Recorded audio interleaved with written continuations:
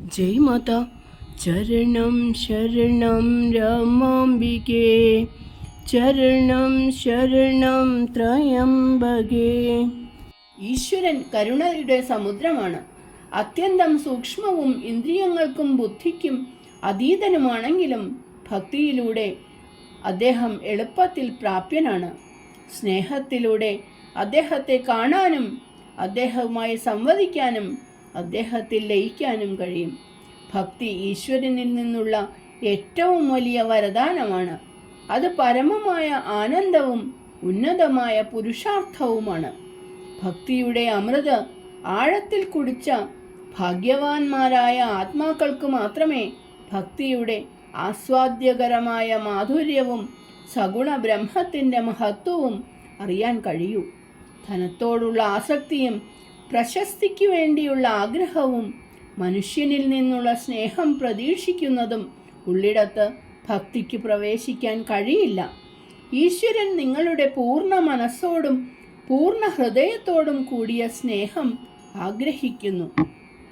ഈശ്വരനുമായുള്ള ബന്ധത്തെക്കുറിച്ചുള്ള അവബോധമില്ലായ്മയല്ലാതെ ജീവൻ ദുരിതത്തിലായിരിക്കുന്നതിന് മറ്റൊരു കാരണവുമില്ല. കാരണം ജീവൻ സച്ചിദാനന്ദന്റെ പ്രതിബിംബമാണ്. മരണഭയം, ജീവിതത്തോടുള്ള ആസക്തി, ഗുണങ്ങളോടുള്ള പറ്റി നിൽക്കൽ, അഹംഭാവവുമായുള്ള താതാത്മ്യം എന്നിവയെല്ലാം വിവിധ രൂപങ്ങളിലുള്ള ദുരിതങ്ങളാണ്. അവ ഈശ്വരനിൽ നിന്നുള്ള വേർപാടിൻ്റെ തോന്നലിൽ നിന്ന് മാത്രമാണ് ഉണ്ടാകുന്നത്.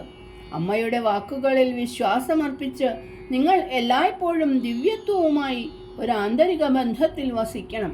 ഒരു നിമിഷം പോലും അദ്ദേഹത്തെ നിങ്ങളുടെ മനസ്സിൽ നിന്ന് വിട്ടുപോകാൻ അനുവദിക്കരുത്. ഈശ്വരൻ അദ്വൈത യാഥാർത്ഥ്യമാണ്. എന്നാൽ ഈ സത്യം സാക്ഷാത്കരിക്കുന്നത് വരെ ഭക്തനും ദിവ്യനുമെന്ന ഭക്തിയുടെ ദ്വൈതഭാവം നിലനിൽക്കാൻ കഴിയും. അത് നിലനിൽക്കണം. സ്നേഹം ബന്ധങ്ങളിൽ മാത്രമേ നിലനിൽക്കുന്നുള്ളൂ. ഇതൊരു ശുദ്ധീകരണ ദ്വൈതമാണ്. ആന്തരിക ആത്മീയ അടുപ്പത്തിൻ്റെ ദ്വൈതമാണ്. അജ്ഞതയില്ലാത്ത ദ്വൈതമാണ്. മായയുടെ എല്ലാ ബന്ധങ്ങളെയും ഭേദിച്ച് മനസ്സിനെ ഈശ്വരനുമായി ലയിപ്പിക്കാൻ മാത്രം ശക്തമായ ഒരു ദ്വൈതമാണ്. ഭക്തിയുടെ വിളക്ക് നിരന്തര ശ്രദ്ധയോടെ ജ്വലിച്ചു നിർത്തണം. മനസ്സിലാക്കുക, മത്സ്യം വെള്ളത്തിന് എന്ന പോലെ ജീവന് ഈശ്വരനാണ്. ഈശ്വര ദർശനത്തിന് മനസ്സ് ഒരു തടസ്സമാണ്. ഭക്തിയുടെ അഗ്നികുണ്ഡത്തിൽ മനസ്സുരുകി ഇല്ലാതാകണം. അഹംഭാവം വീണ്ടും ഉയർന്നു വരാത്ത വിധം നശിക്കുന്നതുവരെയും വാസനകൾ പൂർണ്ണമായി തുടച്ചു നീക്കപ്പെടുന്നതുവരെയും മനസ്സ് പരമമായതിൽ പൂർണ്ണമായി ലയിച്ച് നിങ്ങൾ അദ്ദേഹവുമായി ഒന്നാകുന്നതുവരെയും നിങ്ങൾ നിരന്തരം ജപിക്കണം. നിങ്ങളുടെ ഭക്തി വർദ്ധിപ്പിക്കുകയും നിങ്ങളുടെ സാധന പരിശീലിക്കുകയും ചെയ്യുക. ഭക്തിയുടെയും ധർമ്മത്തിൻ്റെയും പ്രതിഫലം ഒരു ധീരവും വീരോചിതവുമായ ഹൃദയമാണ്. ഈശ്വര ചിന്തയിൽ ലയിച്ച ഭക്തൻ ജീവിതത്തിലെ ഏറ്റവും കഠിനമായ പരീക്ഷണങ്ങളെയും ദുരന്തങ്ങളെയും ധൈര്യത്തോടെ നേരിടുന്നു. ഒന്നിനും അവൻ്റെ വിശ്വാസത്തെ ഇളക്കാനോ തകർക്കാനോ കഴിയില്ല. ഒരു സാഹചര്യത്തിനും അവൻ്റെ കാഴ്ചയെ മറയ്ക്കാനോ മാനസിക സന്തുലിതാവസ്ഥയെ തടസ്സപ്പെടുത്തുവാനോ അവൻ്റെ വികാരങ്ങളെ കൈപ്പുള്ളതാക്കാനോ കഴിയില്ല. വിഷാദം അവനറിയില്ല. അവൻ്റെ മനസ്സ് ഈശ്വരനിൽ ഉറച്ചു നിൽക്കുന്നു. ഈശ്വരൻ അവൻ്റെ സ്ഥിരം കൂട്ടുകാരനായതുകൊണ്ട് അവൻ അസാധാരണമായ ധൈര്യവും ശ്രദ്ധേയമായ ക്ഷമയും അനന്തമായ സ്ഥിരതയും പ്രകടിപ്പിക്കുന്നു. ഈശ്വരനെ മറക്കുന്നത് മാത്രമാണ് ദുരിതമെന്ന് ഭക്തൻ കരുതുന്നു. പണ്ഡിതന്മാരും വേദാന്തികളും പോലും മറവിയുടെ ഇരകളായി മാറുന്നു. എല്ലാവരും മറവിക്ക് അടിമപ്പെടുന്നു. തമസ്സിൻ്റെ ശക്തി അത്ര വലുതാണ്. നിങ്ങൾ ഏതെങ്കിലും ലൗകിക വസ്തുക്കളിൽ ആസക്തനാകുകയും മുഴുകുകയും ചെയ്യുമ്പോൾ നിങ്ങൾ ഈശ്വരനെയും അദ്ദേഹത്തിൻ്റെ മഹത്വത്തെയും മറക്കുന്നു. ലങ്കാരാജാവായ രാവണന് ഭാഗ്യം, പ്രശസ്തി, ശക്തി, തപസ്, ആസ്വാദ്യം എല്ലാം അനുകൂലമായിരുന്നു. അവൻ ബ്രാഹ്മണന്റെ പുത്രനായിരുന്നു. എന്നാൽ എന്ത് പ്രയോജനം? അവനുണ്ടായിരുന്ന ശക്തികളും ഗുണങ്ങളും അസുര സ്വഭാവമുള്ളവയായിരുന്നു. അതുകൊണ്ട് അവൻ സ്വയം നാശത്തിലേക്ക് നയിക്കപ്പെട്ടു. ഒരു ഭക്തനിൽ ഭക്തിയുടെ ശ്രദ്ധേയമായ ശക്തി സമഭാവനയുടെ രൂപത്തിലാണ്. ഒരു പ്രതികൂല സാഹചര്യവും ദുരന്തവും ജീവിതത്തിലെ ഒരു കൊടുങ്കാറ്റും അവൻ്റെ മാനസിക സമനിലയെ തകർക്കാൻ കഴിയില്ല. ഈശ്വരനിൽ ലയിച്ചിരിക്കുന്നത് കൊണ്ട് അവൻ സ്തുതിയിലും നിന്ദയിലും സമഭാവനയുള്ളവനാണ്. ഭക്തിയുടെ കൊടുമുടി ഒരു ദിവസം കൊണ്ട് തൊടാൻ കഴിയില്ല. ഭക്തി വൈകാരിക ഭ്രമങ്ങളിൽ മുഴുകുന്നതല്ല. അത് ഈശ്വരനോടുള്ള പരിശുദ്ധവും ശാന്തവുമായ സ്നേഹമാണ്. എല്ലാ മറ്റു സുഖങ്ങളെയും ഒഴിവാക്കി ഈശ്വരനെ സ്നേഹിക്കാൻ വലിയ ശക്തി ആവശ്യമാണ്. ഭാവവും ഭക്തിയും അഭേദ്യമാണ്. രണ്ടും അന്വേഷകന്റെ ആത്മീയ പരിണാമത്തിൽ ഒരു പ്രധാന പങ്ക് വഹിക്കുന്നു. കീഴടക്കാൻ പ്രയാസമുള്ള വികാരങ്ങൾ ഭാവത്തിൻ്റെയും ഭക്തിയുടെയും അഗ്നികുണ്ഡത്തിൽ ഉരുകിയില്ലാതാകുന്നു. നിങ്ങൾ കണ്ണുകൾ അടച്ച് ധ്യാനിക്കുമ്പോൾ ആന്തരിക സംവാദത്തിൻ്റെ ആനന്ദം നിങ്ങൾക്ക് അനുഭവിക്കാൻ കഴിയണം. നിങ്ങൾ കണ്ണുകൾ തുറന്ന് ഈശ്വരൻ്റെ രൂപത്തെ നോക്കുമ്പോൾ ആ രൂപം ജീവസുറ്റതായി പ്രകാശപൂർണമായി തിളങ്ങണം. അപ്പോൾ ദേവതയുടെ രൂപം അപ്രത്യക്ഷമാകുന്നു. ദേവത രൂപരഹിതനാകുന്നു, അരൂപയാകുന്നു. പ്രകടന ലോകം അപ്രത്യക്ഷമാകുന്നു. നിങ്ങൾ നിത്യനും ദ്വൈതമില്ലാത്തവനുമായ ദർശകനുമായി ഒന്നായി മാറുന്നു. അതാണ് ഭാവത്തിൻ്റെയും ഭക്തിയുടെയും അത്ഭുതകരമായ പ്രതിഫലം. ഭാവവും ഭക്തിയും ബോധവും ഒരുമിച്ച് ഭക്തന് ഏറ്റവും അനുഗ്രഹീതമായ ദർശനം നൽകുന്നു. ശ്രീരാമനും സീതയും ലക്ഷ്മണനും ദണ്ഡകാരണ്യത്തിലേക്കുള്ള വഴിയിൽ നിശ്ചിത ദേശത്തെത്തി അവർക്കൊരു കടവ് കടക്കേണ്ടിയിരുന്നു. ഗുഹൻ എന്ന കടത്തുകാരൻ അവരെ വലിയ ഭാവത്തോടെ സ്വാഗതം ചെയ്യുകയും പൂജിക്കുകയും ചെയ്തു. നദി കടത്തിവിടാൻ ഭഗവാൻ ആവശ്യപ്പെട്ടപ്പോൾ ഗുഹൻ കൈകൂപ്പി സമർപ്പിക്കുന്നു. പ്രഭോ, അങ്ങയുടെ ദിവ്യരൂപം കണ്ടതുകൊണ്ട് ഇന്ന് എൻ്റെ ജീവിതത്തിൻ്റെ പൂർത്തീകരണം എനിക്ക് ലഭിച്ചു. എന്നാൽ അങ്ങയെ എൻ്റെ വഞ്ചിയിൽ കയറ്റി അങ്ങയുടെ താമര പാദങ്ങൾ കഴുകി പൂജിക്കുന്ന ആനന്ദം നേടുന്നതിന് മുമ്പ് അങ്ങയുടെ അടുത്ത് നിന്ന് ഒരു വാഗ്ദാനം എനിക്ക് വേണം. അങ്ങയുടെ താമര പാദങ്ങളിലെ പുണ്യമായ ധൂളി ഒരു പാറയിൽ വീണപ്പോൾ അതൊരു സ്ത്രീയായി മാറി, അഹല്യ. ഇപ്പോൾ അങ്ങയുടെ പാദങ്ങളുടെ സ്പർശനത്താൽ എൻ്റെ വഞ്ചി ഒരു സ്ത്രീയായി മാറിയാൽ എനിക്ക് വഞ്ചി മാത്രമല്ല, രണ്ടാമതൊരു ഭാര്യയും ഭാരവും വഹിക്കേണ്ടി വരും. അത്തരമൊരു ദുരന്തം എനിക്ക് സംഭവിക്കരുത് എന്ന് എനിക്ക് അനുഗ്രഹം നൽകുക. ഇവിടെ ഏറ്റവും മധുരവും ഉന്നതവുമായ ഭാവത്തിൽ അണിഞ്ഞൊരുങ്ങിയ നർമ്മമുണ്ട്. രാമൻ ഈശ്വരാവതാരമാണെന്ന് ഗുഹൻ അറിയാമായിരുന്നു. ഭക്തി ഈശ്വരനിൽ നിന്നുള്ള ഏറ്റവും മികച്ച വരദാനമാണ്. സഗുണനോടുള്ള ഭക്തി, സങ്കീർത്തനം, ജപം, ഈശ്വര സാന്നിധ്യം അഭ്യസിക്കൽ എന്നിവ മനസ്സിനെ ധ്യാനത്തിൻ്റെ ഉയർന്ന അവസ്ഥയിലേക്ക് എത്തുവാൻ ഒരുക്കുന്നു. അപ്പോൾ മാനസിക തരംഗങ്ങൾ കെട്ടടങ്ങണം. അപ്പോൾ മാത്രമേ ധ്യാനം സാധ്യമാകൂ. തത്വചിന്താപരമായ അന്വേഷണത്തിൽ പോലും ചിത്തത്തിൻ്റെ ആഴത്തിലുള്ള ഭാഗമാണ് ഉൾപ്പെട്ടിരിക്കുന്നത്, ഗുണങ്ങളുടെ ഉപരിതല മനസ്സല്ല. ആദർശവും ബലിപീഠവും തിരഞ്ഞെടുത്ത ശേഷം ഒരാൾ അതിനായി സ്വയം സമർപ്പിക്കണം. അതാണ് ഭക്തി. അത് ഏത് വശത്തറിയപ്പെട്ടാലും പതിഭക്തി, മാതൃഭക്തി, പിതൃഭക്തി അല്ലെങ്കിൽ ഗുരുഭക്തി. പുണ്ടലികന്റെ ആദർശം മാതൃപിതൃഭക്തിയായിരുന്നു. അവനെ സംബന്ധിച്ചിടത്തോളം അവൻ്റെ മാതാപിതാക്കളല്ലാതെ മറ്റൊരു ഈശ്വരൻ ഉണ്ടായിരുന്നില്ല.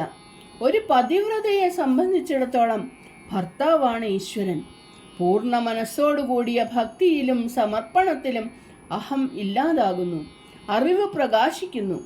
ഈശ്വരൻ ജ്ഞാനമൂർത്തിയാണ്, ജ്ഞാനത്തിൻ്റെ മൂർത്തിഭാവമാണ്. അവനോട് അഗാധമായ ഭക്തി വളർത്തുന്നതിലൂടെ സ്വാഭാവികമായും ഒരാൾക്ക് ഉന്നതമായ ജ്ഞാനം അനുഭവിക്കാൻ കഴിയുന്നു. ഭക്തൻ ഈശ്വരനോട് പരമമായ അവിഭക്തമായ സ്നേഹമുള്ളവനാണ്. അവൻ്റെ വിശ്വാസം മേരുപർവ്വതം പോലെ അചഞ്ചലമാണ്. അവൻ സ്വയം പൂർണ്ണമായി ഈശ്വരന് സമർപ്പിച്ചിരിക്കുന്നു.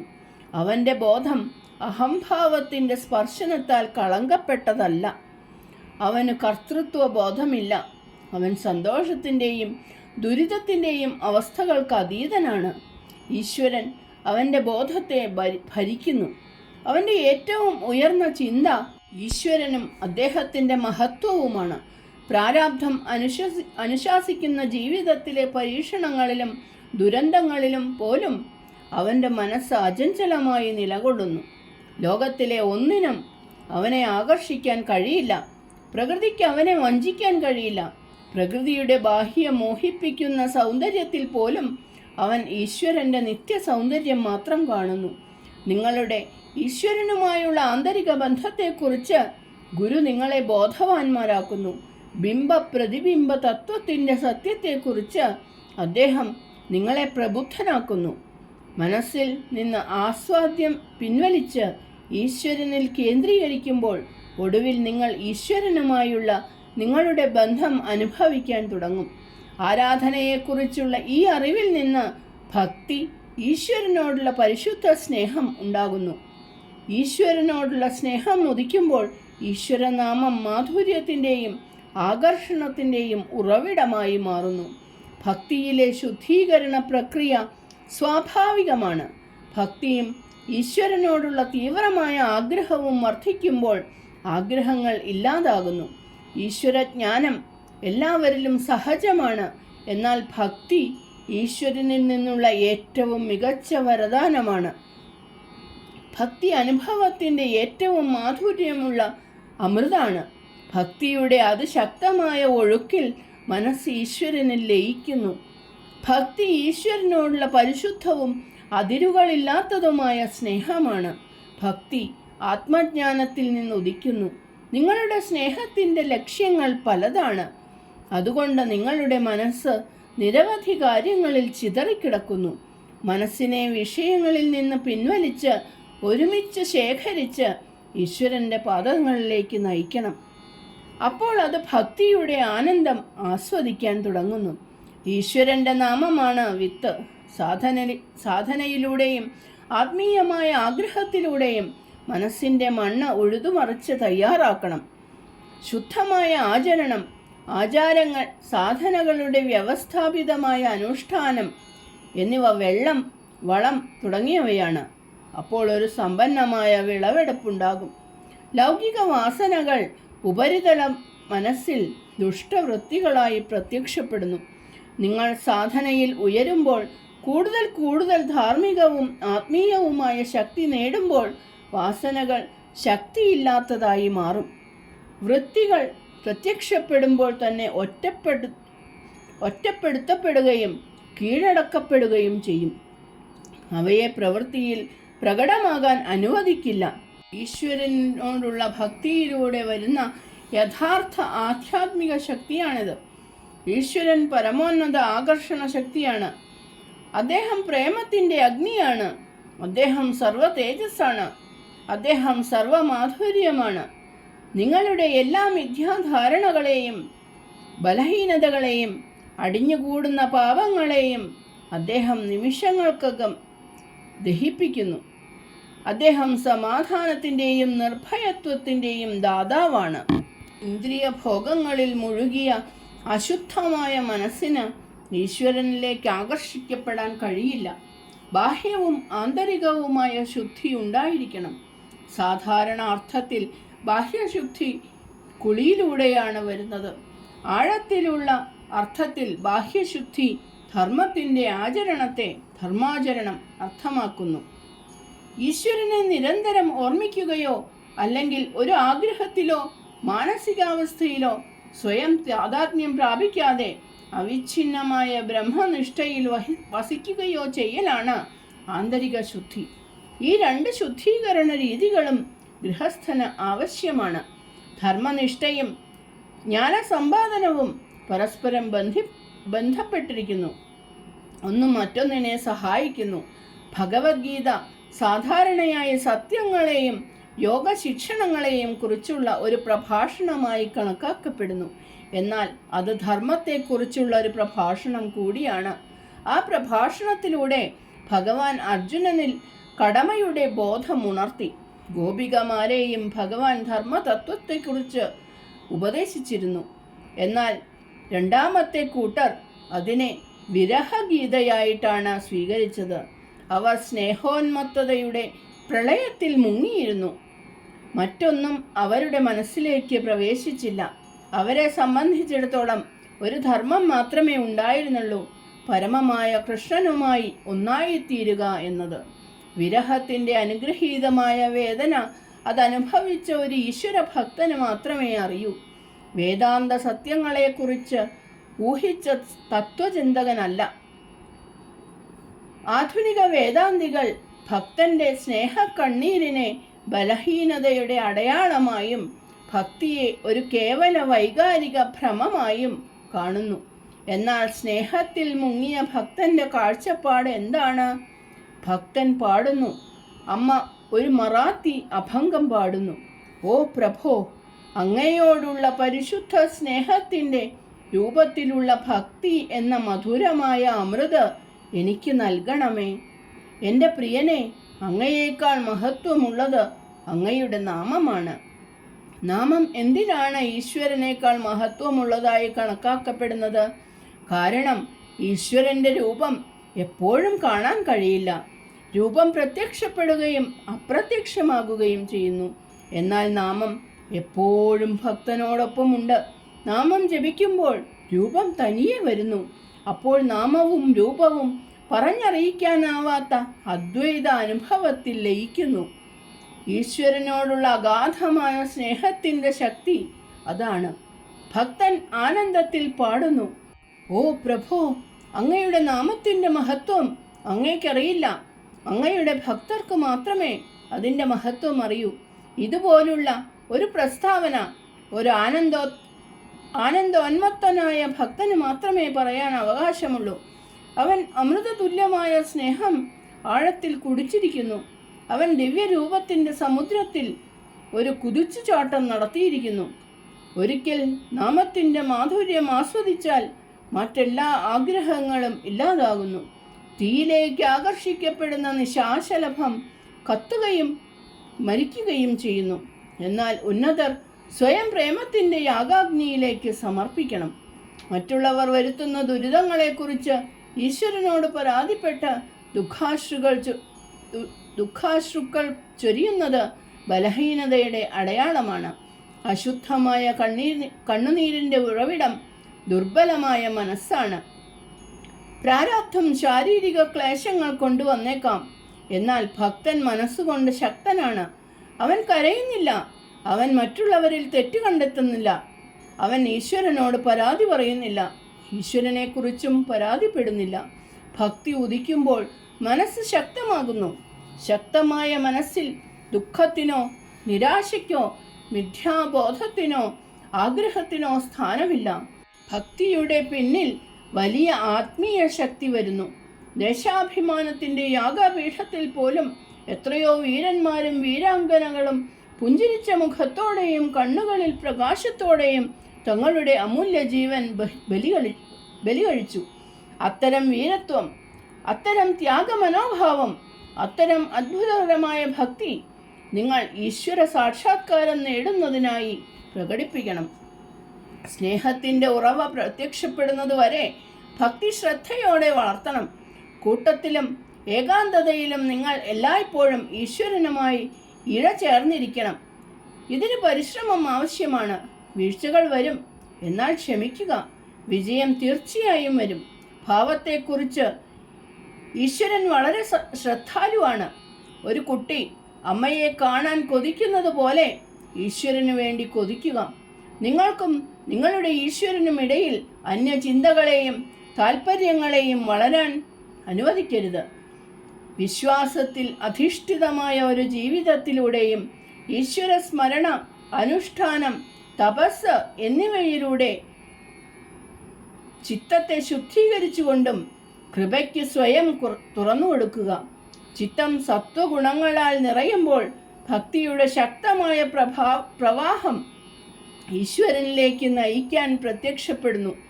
പ്രകൃതിയുടെ രഹസ്യം, മായയുടെ രഹസ്യം ഈശ്വരപ്രേമിയുടെ മുന്നിൽ വെളിപ്പെടുന്നു.